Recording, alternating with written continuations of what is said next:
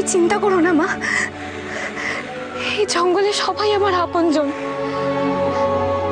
তাদের সাথে থাকলে ওই ওই শয়তান রানীটা আমার কিচ্ছু করতে পারবে না। আমরা ভূমিকে রক্ষা করব। আমরা নিজেদের সন্তানকে যেভাবে লুকিয়ে রাখি তোমাকে সেইভাবেই আড়াল করবো ভূমি। আমরা আবার যুদ্ধ করব। হ্যাঁ, যে আমাদের এত বড় বিপদের হাত থেকে বাঁচিয়েছে, এবার আমাদের দায়িত্ব ওকে শত্রুর থেকে আড়াল করা। তোমরা সবাই একজোট হয়েছো, এটা আমার খুব ভালো লাগছে। কিন্তু আমরা সবাই মিলেও মরিচকে বধ করতে পারছিলাম না। আর মোহিনীর মায়াবী শক্তি তো আরো কয়েক গুণ বেশি। আমরা সবাই মিলে চেষ্টা করলে ওকে জব্দ করতে পারবো না। কি? একটা বাচ্চা মেয়ে জঙ্গলের প্রাণীদের সঙ্গে মানুষের সন্তান? কে সে? কি করছে সে ওখানে? কে সে বলো? না মানে আমরা ঠিক, মেয়েটার কিন্তু প্রচন্ড সাহস। চুপ করো, চুপ করো অপদার্থের দল, চুপ করো।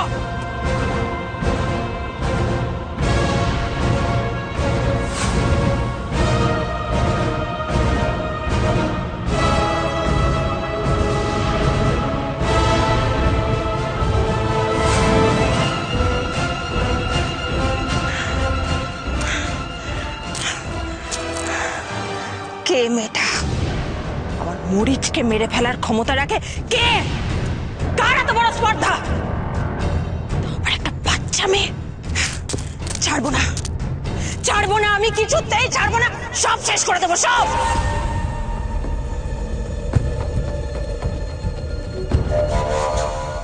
কিন্তু সে জঙ্গলে কি করছে? মেয়েটাকে, মেয়েটাকে আমি জানতে চাই। মেয়েটাকে। আর যাই হোক, যে মেয়ে মরিচকে মারতে পারে সে কোনো সাধারণ মেয়ে নয়। রহস্য, বড় রহস্য।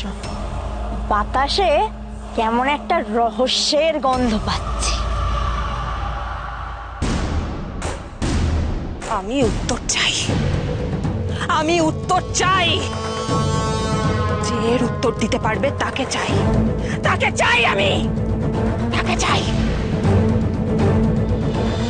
মরিচকে যুদ্ধে হারাতেও পারতাম না যদি ভূমি তার উপস্থিত বুদ্ধির আশ্রয় না নিত। কেন? মোহিনীর বেলাতেও ভূমি ওর বুদ্ধি খাটাবে। কিন্তু তার জন্য বিদ্যায়, বুদ্ধি, শক্তিতে ভূমিকে আরো বেশি পারদর্শী হয়ে উঠতে হবে। কিন্তু কিভাবে বৃক্ষ দেবতা? ততদিন তোমাকে নিরাপদ আশ্রয়ে থাকতে হবে। আর সেই জায়গা হলো দিব্যাচার্যের আশ্রম। আর সেখানেই তুমি শক্তিতে, বিদ্যায়, বুদ্ধিতে, সব দিক থেকে নিজেকে পারদর্শিনী করে তুলতে পারবে।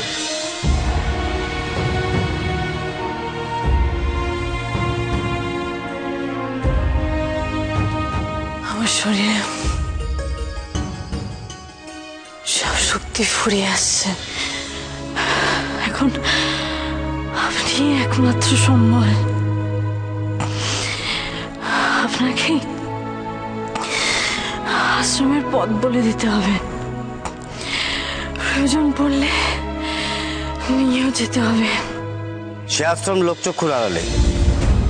সে এক বিচিত্র জায়গা। পথ খুঁজে নিতে হবে ভূমিকেই। আমি শুধু দিক নির্দেশ করতে পারি। পূর্ব দিকে সূর্যকে চোখে রেখে এগিয়ে যেতে হবে সোজা। কিন্তু ভূমি, বৃক্ষ দেবতার কথা শোনো, আর কোনো কিন্তু নেই। কিন্তু মা, আমি তোমাকে এই অবস্থায় ফেলে রেখে কোথাও যেতে পারবো না। এই জঙ্গলকে আঁকড়ে বেঁচে থাকবো। এখানে তোমার গায়ের গন্ধ আছে। আমার সময় শেষ হয়ে আসছে ভূমি, আমি বুঝতে পারছি। আমি আমার বাঁচার জানি। তুমি তুমি আমাকে কথা দাও, কথা দাও, তুমি আশ্রমে যাবে।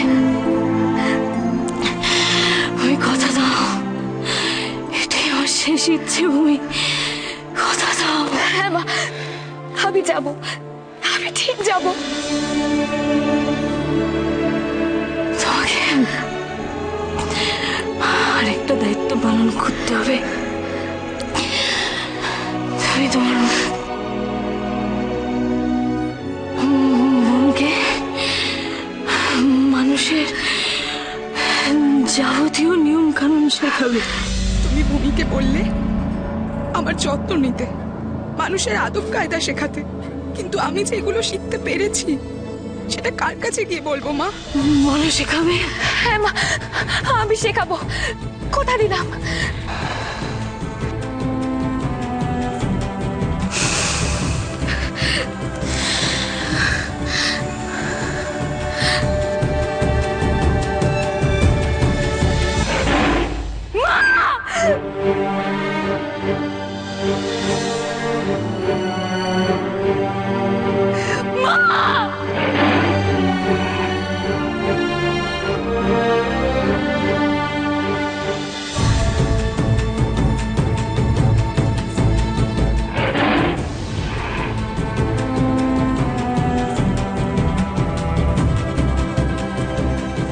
কি অদ্ভুত একটা অনুভূতি হচ্ছে, কিরকম অচেনা।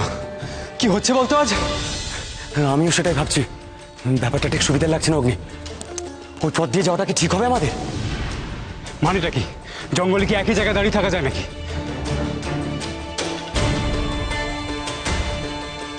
পেয়েছি। কি? আয় আমার সঙ্গে।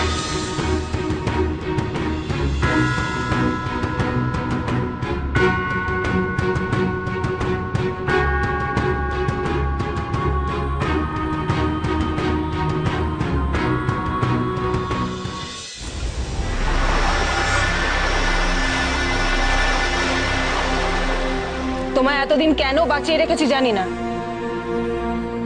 হয়তো তোমার কষ্টটা দেখে আনন্দ পাবো বলে। তবে আজ সময় এসে গেছে। এতদিনে তোমায় বাঁচিয়ে রাখার একটা যুক্তি পেয়েছি। জঙ্গলে একটা 17-18 বছরের মেয়ে মরিচ দানবকে মেরে ফেলেছে।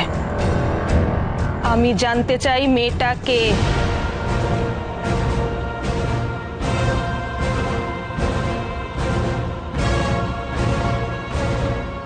ও কিছু বলছে না কেন? ও সব জানে, ও কেন কিছু বলছে না? বলবে কি করে? ত্রিশূল বাবার সব শক্তি তো তোমার কাছেই রাখা আছে।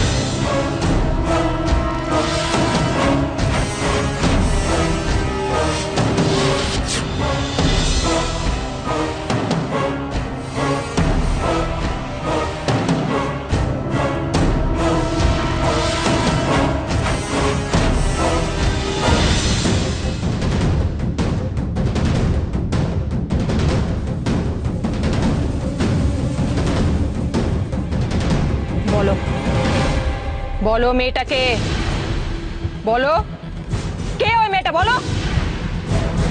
ওকে বলতেই হবে মেয়েটাকে।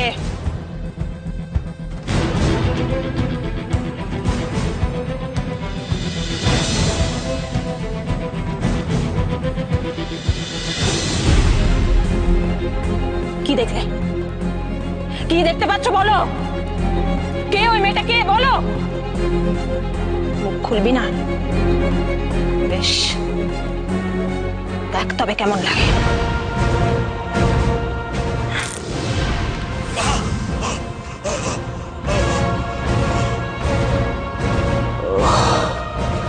ওকে আবার জলে ডুবিয়ে দাও।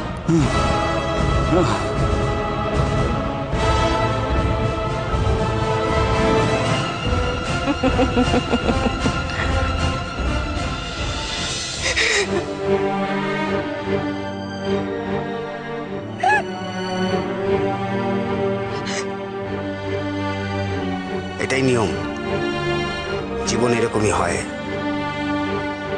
পৃথিবীতে যেমন সৃষ্টি আছে, ধ্বংসটাও সেরকমই অনিবার্য।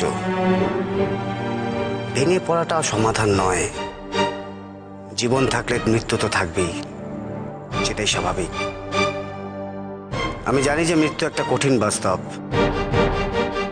কিন্তু জন্ম থাকলে মৃত্যুকে অস্বীকার করারও তো কোনো উপায় নেই। তুমি কেন এইভাবে ছেড়ে চলে গেলে মা? কেন? তুমি যন্ত্রণায় কষ্ট পাচ্ছিলে, কিন্তু একবারের জন্য কাউকে বুঝতে দাওনি। একবার শেষবারের মতো তো তোমার হৈমিকে ডাকতে পারতে মা, শুধু একবার। আমি তোমাকে ছুঁয়ে বসে থাকতাম। চোখের সামনে সব স্মৃতি ভেসে উঠছে। তুমি নেই, কখনো মা বলে ডাকলে তুমি সাড়াও দেবে না।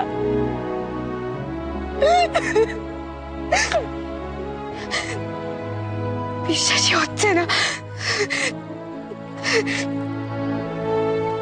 আমি জানি হৈমি, যে আমার কথাগুলো তোমাদের এখন খুব নির্মম শোনাচ্ছে, কিন্তু বিশ্বাস করো, আমরা এখন যেই কঠিন পরিস্থিতির মধ্যে দাঁড়িয়ে আছি, তাতে কিন্তু তোমাদের ঘুরে দাঁড়াতেই হবে। জানি না পারবে কিনা, হয়তো পারবে, শুধু নিজেদের জন্য নয়, এই জঙ্গলের সবার জন্য। তাই বলছি, শোক ত্যাগ করো, নিজের মাকে দেওয়া শেষ কথাগুলো একবার মনে করে দেখো।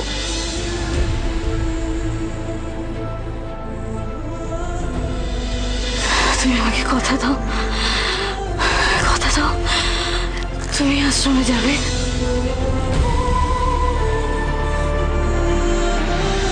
হয়তো মা থাকলে বলতো, চোখের জল দিয়ে শত্রুকে মোকাবিলা করা যায় না।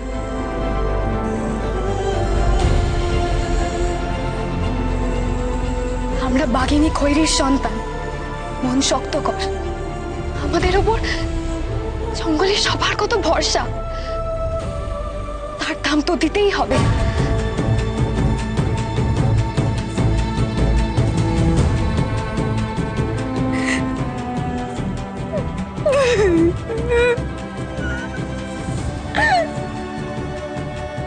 মা, মা গো।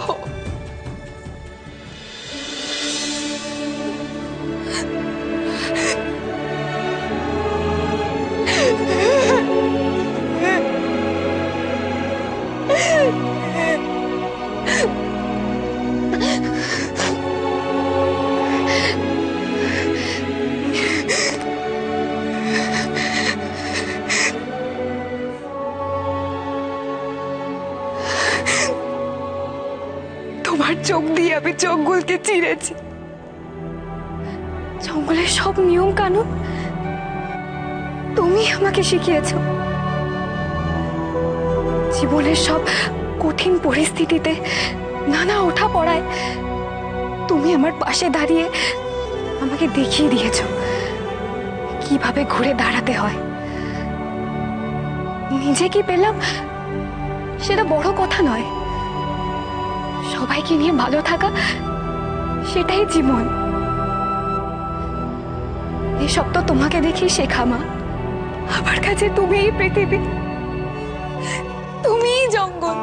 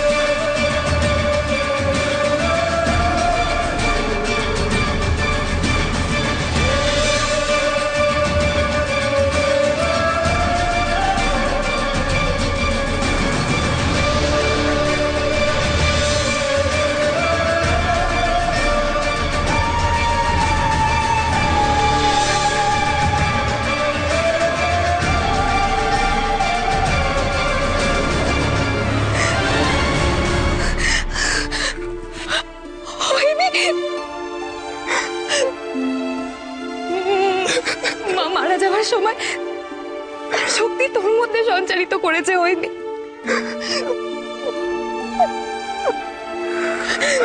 এটাই মায়ের অন্তিম উপহার হয়নি। দেখ, আমি এখন তোর মতো রূপ ধারণ করতে পারছি। আমাকে ঠিক তোর মতো দেখতে লাগছে, তাই না? হ্যাঁ, কারণ মা তোকে তার ইচ্ছাধারী শক্তিটা দিয়ে গেছে।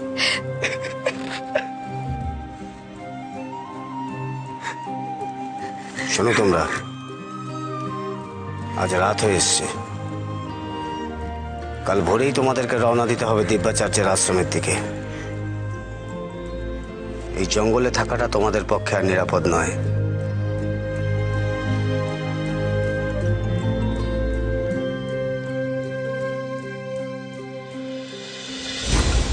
আমি এর শেষ দেখে ছাড়বো, বলবি না তো? বেশ, দেখি, আমিও দেখি তো সহ্য ক্ষমতা কত। যাই বলো, বুড়োটা বড্ড ঠেটা, কিছুতেই মুখ খুলবে না। কথা কি করে বের করতে হয় সেটা আমি খুব ভালো করে জানি কলকা। আমি একটা কথা বলবো? বলছিলাম কি, এমন কাউকে একটা অত্যাচার করো যেটা দেখলেই বুড়োটার মুখ দিয়ে কথা ফোটে। কার কথা বলছিস তুই? আরে সেনাপতির ওই অন্ধ বউটা গো, মনে নেই?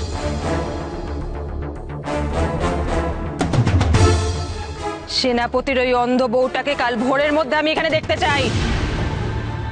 যাও, ধরে আনো তাকে।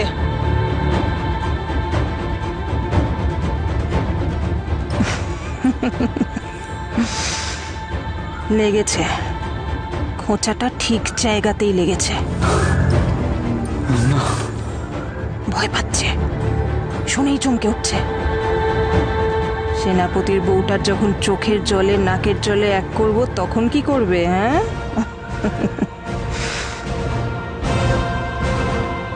জঙ্গলের মেয়েটার খোঁজ যদি কেউ দিতে পারে, একমাত্র এই লোকটাই পারবে। এই লোকটা।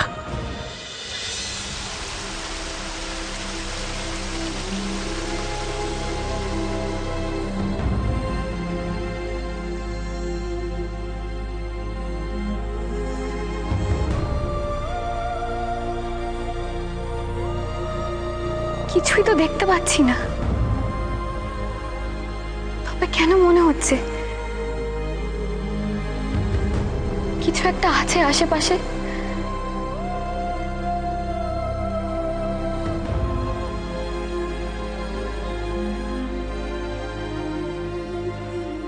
মা, আমি যেন তোমার মতো সাহসী হতে পারি।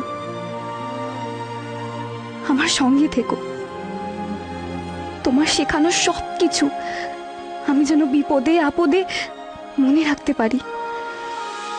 তোমার নাম হলো ভূমি, তোমাকে হতে হবে ক্ষমাশীল। ওই পাস না, আমি আছি তো, তুই লাফা। আমার খুব ভয় করছে।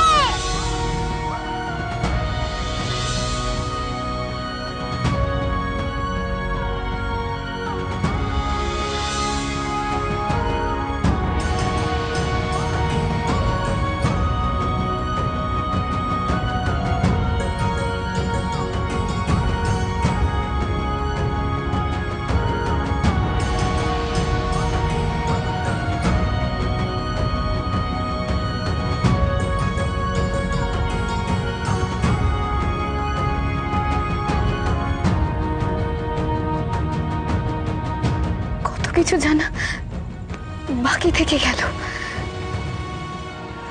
কত প্রশ্নের তোর নেই আমার কাছে। মা তো আমাদের দুজনেরই মা, তাহলে কেন সবাই শুধু আমাকেই মানুষ বলে? আমি কে? তুমি ছাড়া আমাকে আর কে এই প্রশ্নের উত্তর দেবে মা?